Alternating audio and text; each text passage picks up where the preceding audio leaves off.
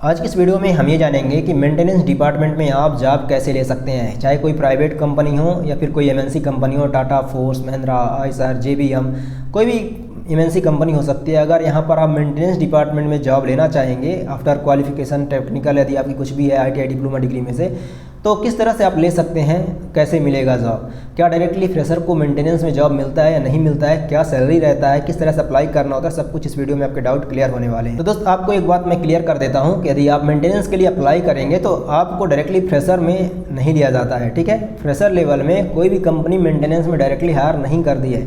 अगर हायर करती है भी है तो वो कैंपस प्लेसमेंट के थ्रू जब लाती है और कंपनी खुद से ही आपको ट्रेनिंग देती है मेंटेनेंस की, और उसके बाद यहाँ पर आप मेंटेनेंस में आपको हायर रख लिया जाता है। लेकिन फ्रेशर लेवल में आप डायरेक्टली अप्लाई कर रहे हो खुद से, विदाउट कैंपस। ठीक है, यदि आपका कैंपस नहीं हुआ है, खुद से आप जाकर अप्लाई कर रहे हो कहीं से भी, और तो यहाँ पर आपके पास एक्सपीरियंस नहीं है तो फ्रेशर लेवल में आपको हायर नहीं करेगी कंपनी मेंटेनेंस में। मेंटेनेंस के लिए आपके पास मिनिमम एक्सपीरियंस होना चाहिए 1 साल का।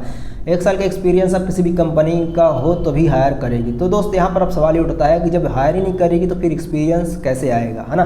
तो ये इंपॉर्टेंट चीज़ है। तो इसके लिए एक ही सोल्यूशन ये है कि आप मेंटेनेंस का जो काम है किसी भी टूल रूम में जाकर, जैसे मासम टूल रूम हो गया, या फिर ऐसी जगह में जाकर सीख सकते हैं जो प्राइवेट आपको सिखाते हैं मेंटेनेंस का वर्क।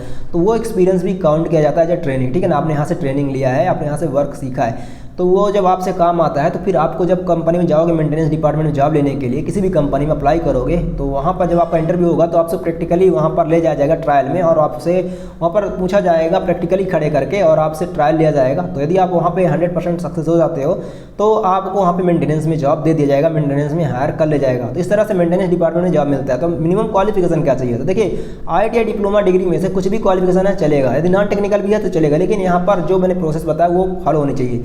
लेकिन यहाँ पर अब बात ये आती है कि आईटीआई वाले बंदों को मेंटेनेंस में हायर कर लिया जाता है। आईटीआई वाले बंदों को हायर कर लिया जाता है। क्यों हायर कर लिया जाता है? क्योंकि आईटीआई वाले बंदे से वहाँ पे काम लिया जाता है, काम करवाया जाता है ना। देखो वहाँ पे जो क्या होता है कि किसी भी प्राइवेट एमएनसी कंपनी में जो आईटीआई बंदा होता है वो थोड़ा टेक्निकली समझता है, और वो डिप्लोमा डिग्री का जो बंदा ऑलरेडी वहाँ पे मेंटेनेंस का सीनियर है उसके अंडर में काम करेगा, तो वो तो बताएगा ऑलरेडी करना क्या है, कैसे करना है, तो इसलिए उसको हायर कर लिया जाता है। लेकिन जो डिप्लोमा डिग्री का जो बंदा होता है उसको हायर इसलिए नहीं किया जाता क्योंकि उसको काम करवाना है, लेकिन उसको जब खुद काम नहीं आएगा तो वो किस तरह से वहाँ पर मेंटेनेंस का काम करवाएगा। ठीक है, तो मेंटेनेंस डिपार्टमेंट में जॉब पाने के लिए आपको खुद पहले काम आना चाहिए, यदि आपकी हायर क्वालिफिकेशन है तो। यदि आपने कहीं ऐसी जगह से पढ़ाई की जहाँ से आपको प्रैक्टिकली स्किल्स सीखने को मिला है और आपने सीख लिया है, सीखा हुआ है, तो फिर आप जिस भी निस्क के रिगार्डिंग्स आपने सीखा है, लाइक आप थर्मल प्लांट हो सकता है, सीमेंट प्लांट के लिए हो सकता है, फार्मा कंपनियों के लिए हो सकता है, ऑटोमोबाइल कंपनी के लिए हो सकता है, तो जिस भी निस्क की कंपनियों के लिए आपने सीखा है मेंटेनेंस का काम, तो आप वहाँ पर जाकर अप्लाई करेंगे और आप ट्रायल देंगे तो 100% आपका सिलेक्शन हो जाएगा, कोई दिक्कत की बात नहीं आएगी। लेकिन यदि आपकी क्वालिफिकेशन आईटीआई है और आप यहाँ पर किसी भी कंपनी में जाते हो मेंटेनेंस के लिए अप्लाई करने के लिए, तो आपको वहाँ पे इंटरव्यू होगा, और इंटरव्यू के बेस में आपको यदि आप इंटरेस्ट में अपनी निश में रखते हो मेंटेनेंस डिपार्टमेंट, तो आपको वहाँ पे मेंटेनेंस रिगार्डिंग थोड़ी बहुत चीज़ें पूछी जाएंगी और आपको पढ़ के जाना है, कुछ तैयारी कर लेना है, बेसिक थ्योरी पढ़ लेना है। उसके बाद आप वहाँ पर इंटरव्यू अगर आपका निकल जाता है तो आपको वहाँ पे हायर कर ले जाएगा। आई होप आपको वीडियो से हेल्प मिलता है। यदि हेल्प मिले तो प्लीज़ चैनल को सब्सक्राइब करें, इससे हमें मोटिवेशन मिलता है, हम आपके लिए ऐसे कंटेंट लाते रहेंगे। धन्यवाद। चैनल विजिट करने के लिए आपका बहुत बहुत धन्यवाद।